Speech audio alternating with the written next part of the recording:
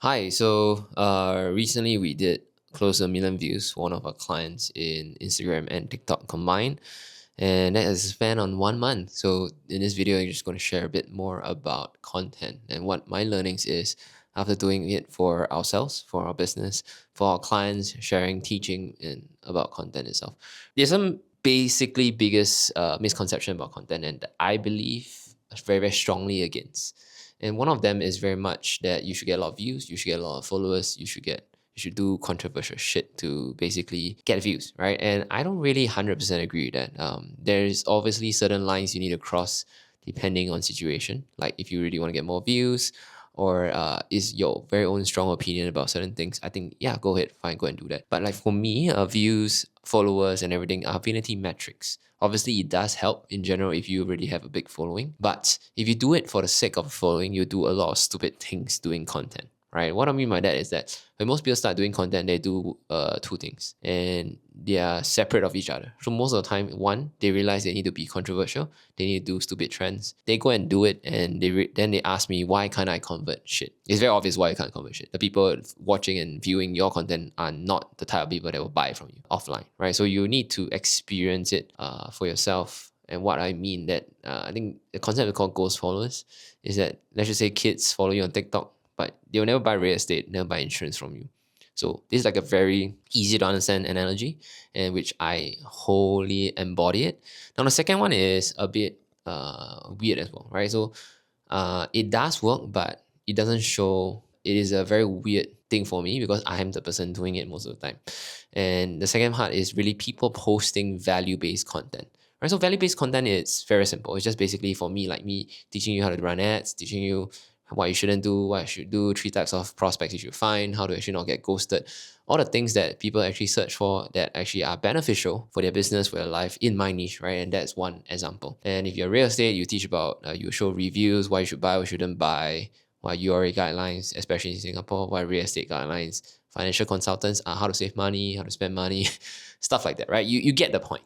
So a lot of people at the start when they create content, the first thing they think about is this type of content to actually create.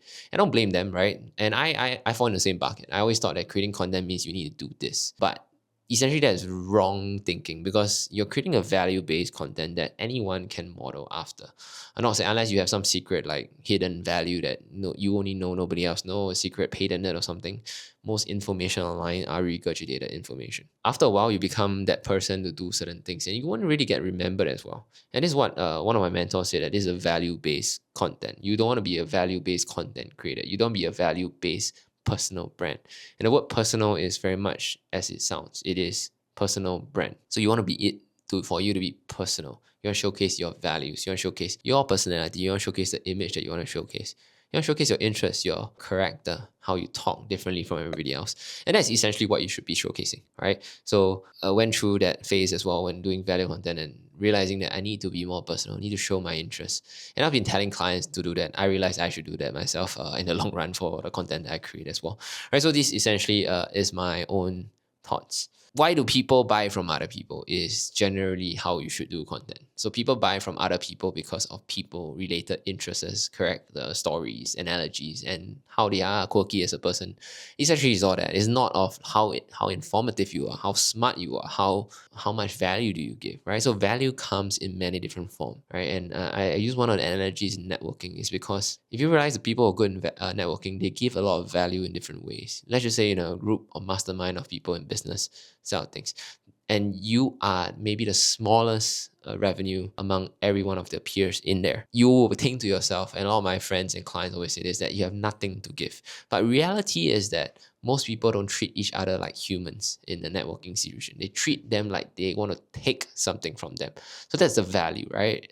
You can give value in terms of like, you may be a very good family father, mother guy, and then you have a lot of tips for them about training your kids, teaching your kids, whatever it may be. You have a dog, you have some similar interests with them. They just find you're just a bubbly personality. They love to talk to you.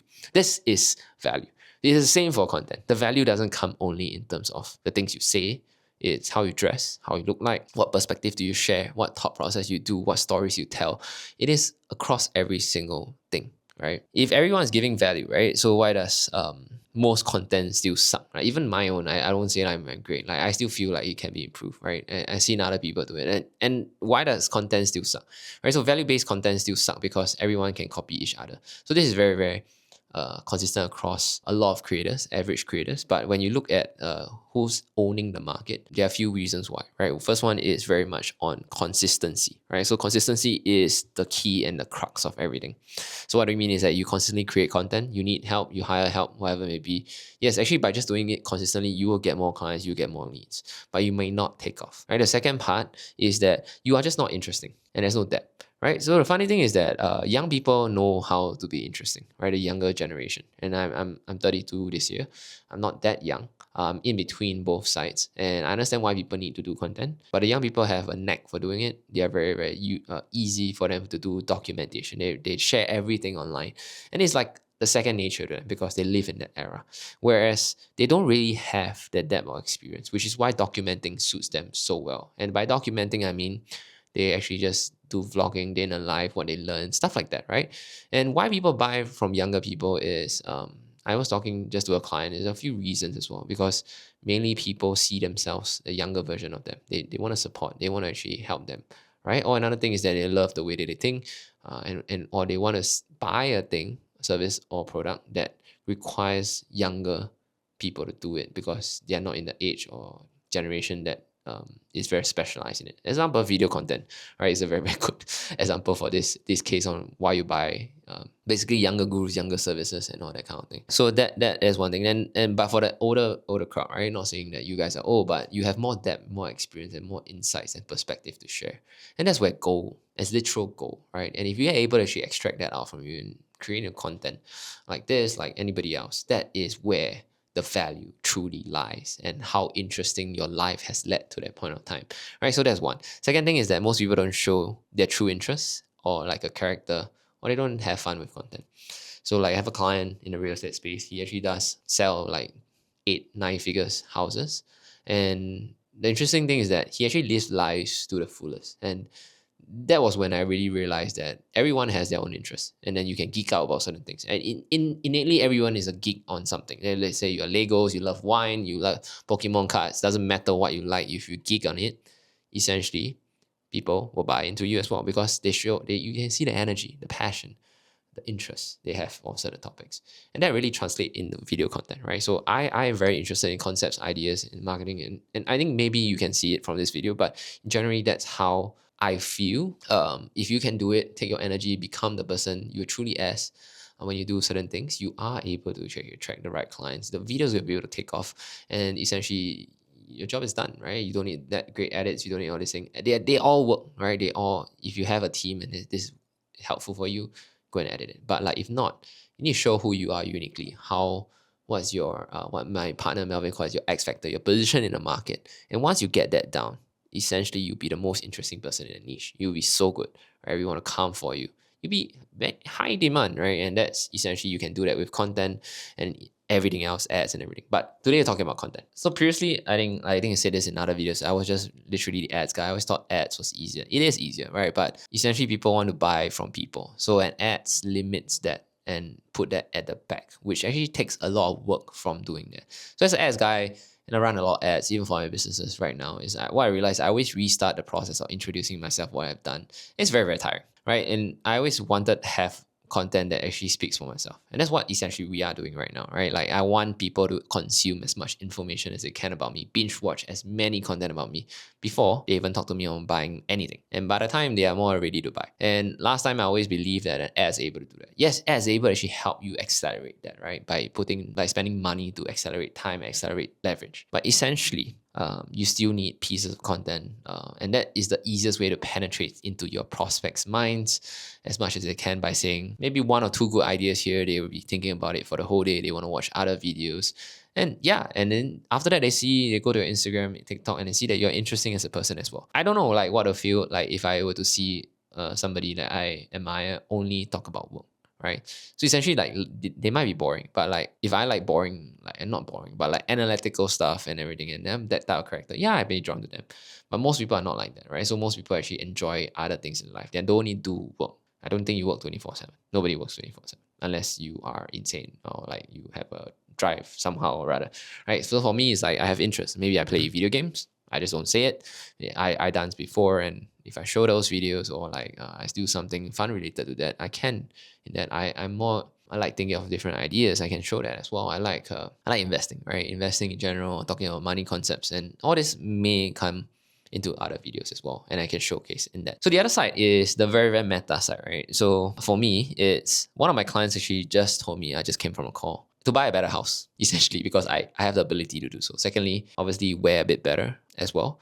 Not saying the fashion and choices that I made is not, but it's just that first impression actually matters a lot. And I tell this story usually because when I met my partner Melvin, he doesn't really have a house, doesn't really have cars, and doesn't really wear like branded clothes. Neither does he wear any like expensive watch.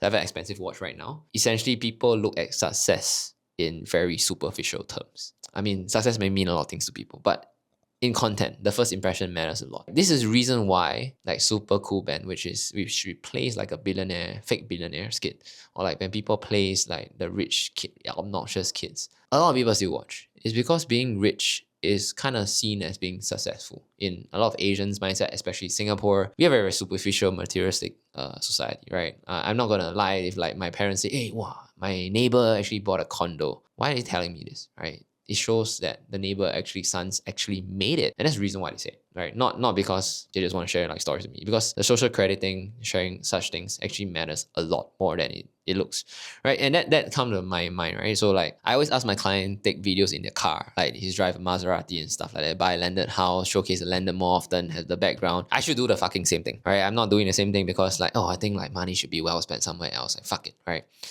First impression matters for business. You want to grow the business, you want to grow the content, you want to grow that showcase that you're successful. This is inevitable. I'm not asking you to buy things beyond your means, but have a baseline of success to show people that you are good, you are successful, right? And it's very, very difficult for me and Mel because like we generally are not that type of person. But I still like watches, I still like cars, I still like the finer things in life to a certain extent. I'm not like that extreme, but I should buy it to show it as well and use it as marketing. And I'm not saying like this is fake. Buy within your means, buy what you like, showcase what you like. Don't be like the fucker, that the person or asshole that actually buys the Porsche just for the sake of marketing their fake ass guru courses. Don't be that person, right? But rather buy it to enjoy it, buy it to use it, and actually really live it, right? And first impression matters a lot because this came from a story that me as well. Like when I first met Melvin, and I was a student of my partner Melvin, so as well.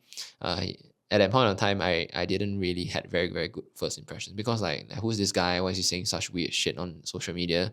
Like who exactly is he? Doesn't look successful. But the word of mouth actually got to me, and that he was successful. He helped a lot of my friends, a lot of my clients, etc. And people were saying great things about him. Asked me to go for his classes, and I did, and I became a client of him. If I flip the switch, right? So the question is not he's very good, I should join him. If the first impression that I had of him was better or was great, and I felt that he's so damn successful, what would happen is that the customer journey of me buying will be much easier. I don't need so much convincing by the word of mouth, right? Essentially, it is that, right? Like content can do that for you. I'm not saying that you need to be a fake person, but like I said before, and if you enjoy it, if you want it as well, yeah, do it, right? And also sometimes stretch a bit to really showcase more things. Yeah. So the funny fact is that like it does work, right? Because I ask my clients to do it, especially in the real estate, financial advisor, even service-based business agency, marketing, course creator, whatever it may be, all works because humans are superficial in general. Like one of the client that I left, just talked to, he just told me that every time he drive Maserati to public housings in Singapore, HDB in Singapore, people treat him differently, and like, that's like to me is a fucked up thing, but like it is what it is in this world. And then my friend actually bought a Dior pair of sneakers, Air Force One, Dior Air Force One, and she was able to get reservations and places in restaurants that were fully booked just because how she dressed. So that really got to me, right? So content is exactly the same thing, right? So I can go into networking sessions, dress nicer. People flock to me and ask, how am I so successful, right? And you see like some of my friends' content pieces like Coach Esther and all that, they do the money angle, which is like, oh, what do you do for a living? How do you afford such a nice car? If it's a Honda City, and then what do you do for a living? That is like a skit or a joke, essentially. Nobody will take it seriously. So it feels like a joke, a comment, like comedy. But when you do like you buy a better car, I'm not a car person, but like if you buy better cars, you look at this is a nice sports car, a Porsche, whatever it may be, people take you differently. Even though, yeah, so like the point I want to make is that essentially when you do content, right? Things I learned. Views don't matter as much as you think it do, but it still matters if you do it in the right context. Right. Second point is very much be interesting as a person, right? In content, don't be boring. Don't keep giving value. Showcase your real personal side, your interest, your geekiness, whatever you want. And the last thing is that the meta thing that I wanted to share more is content is meta, right? Because it is basically psychology in general, right? And if you look at marketing in general, it is repetition. So if I keep repeating that I have a landed house, indirectly that you would think that I'm successful without me saying anything else. So that is like the fallacy and like the things that I like and I learned from content, right? Obviously, everything take with a pinch of salt, right? Not asking you to be the extreme of whatever I just said. It is just what it is, and it is true. You can't deny that it is true. Yeah, so that is what I actually learned about content itself. The last point I'll make is that that's the reason why lifestyle gurus are able to make so much money, right? It's not because they're very smart or they just show lifestyle. It's because they know what people want, right? That's the last point I gotta make. And yeah, so upgrading your image does amplify everything else. And one of the words that my clients say just now is that your value, you guys, the value is so high and I pay you so much, but you don't look the part, right? So if you look the part, I feel better. When I refer to people, they also feel better. And that's essentially like where I want to end off because yeah, it's true. And I've been thinking about it for the last few months. And yeah, that's what we're gonna change in terms of the entirety of a business and also like our image. Not saying like gonna do a massive revamp, but yeah, just gonna upgrade our lifestyle, not because it is, but like it fits the part, it fits the life stage I am at as well. So yeah, stay tuned for more videos in a different setting. Right, I'll see you guys.